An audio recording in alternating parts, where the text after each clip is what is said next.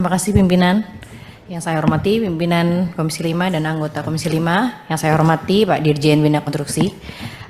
Saya hanya sedikit menambahkan, saya apresiasi jika sudah ada kewajiban untuk mensubkonkan pekerjaan kepada penyedia jasa usaha kecil setempat. Itu sangat bagus sekali karena memang agar perekonomian di daerah itu juga merata ya Pak.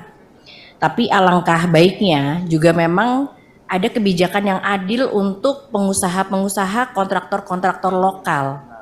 Kalau saya tadi melihat, mungkin tadi Bu Estu mengatakan 80% itu 50% yang dikerjakan, 30%-nya kemana? Saya rasa mungkin tidak seperti itu Bu Estu. Jadi mungkin pengalaman saya sebelum menjadi anggota DPR RI, saya juga pelaku. Saya juga tahu di dunia konstruksi.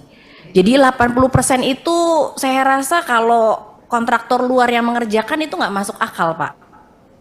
80% itu yang kita pernah alami, itu harus punya alat sendiri, harus punya AMP sendiri, harus punya batching plan sendiri, harus mungkin membuat saluran air sendiri.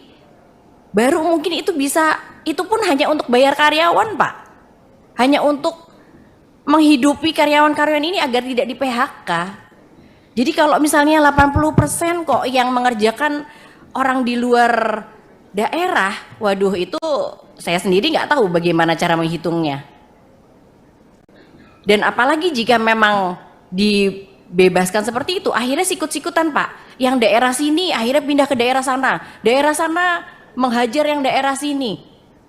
Dan kalau misalnya tadi, misalnya saya bisa mewakili nih para kontraktor-kontraktor gitu, hati para kontraktor. Kalau tadi 80% minimal, mungkin kita semua menawar 80,00000 sekian. Akhirnya bagaimana cara penilaiannya Pak? Gitu. Kalau saya rasa ya itu tadi. Dan ini banyak juga teman-teman kontraktor, karena saya dulu juga pernah di sana, jadi saya banyak teman-teman kontraktor. Banyaknya proyek infrastruktur ini nyatanya mereka juga banyak mengeluh, banyak yang tidak mendapatkan pekerjaan, yang akhirnya mereka harus mem-PHK karyawannya. Itu tadi karena banyak dari serangan-serangan dari luar, atau mungkin banyak jago-jago yang sudah ditetapkan. Mungkin yang saya ceritakan ini anggap saja tidak ada di negara kita, mungkin di negara Wakanda Pak, tapi coba dicek ya.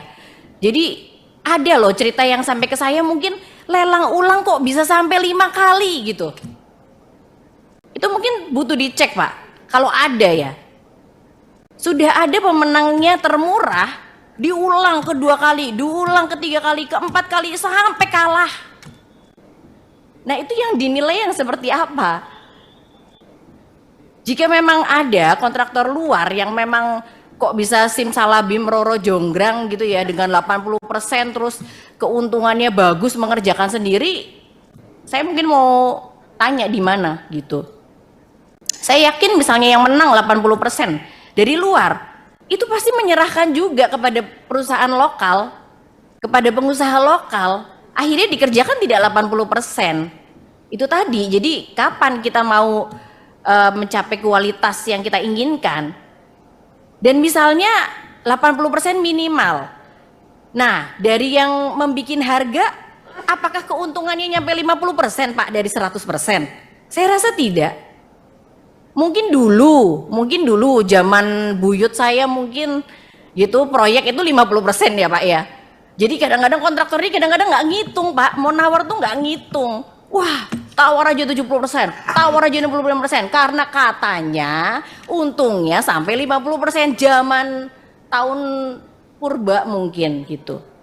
Kalau sekarang saya yakin enggak, yang membuat harga juga paling ya dikasih keuntungan berapa, nanti mungkin saya perlu tahu dari Pak Dirjen Konstruksi, dari 100% itu kira-kira berapa sih Pak keuntungan yang diperkirakan? Kalau 80% itu kira-kira bagaimana kualitasnya? Itu mungkin dari saya. Terima kasih. Wassalamualaikum warahmatullahi wabarakatuh. Terima kasih Bu